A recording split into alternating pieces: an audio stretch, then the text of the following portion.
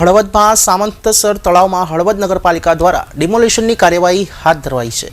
જોકે તંત્રની કામગીરી સામે સ્થાનિકોએ વિરોધ નોંધાવ્યો છે, ત્યારે લોકોએ બુલડોઝર નીચે સૂઈ જઈને બુલડોઝર પર ચડી જઈને દબાણ હટાવવાની કામગીરીનો વિરોધ કર્યો હતો। લોકોનો વિરોધ જોતા 100થી વધુ ઝૂંપડા તોડવાની કામગીરી હાલ પૂરતી મોકૂફ રખાઈ છે।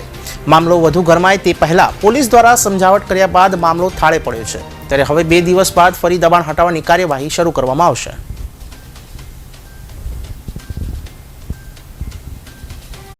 રેવા નથી દેતા, 2 મહિના નથી રેવા દેતા। અમે આ પાણીની હિસાબે પીડા તડકે અમારા છોકરા તલકે નહીં, છોકરા અમારા તલકે તડકે અમે કઈ 2 મહિના અમને રેવા દો, 2 મહિના રેવા જાય બરકો મજભાઈ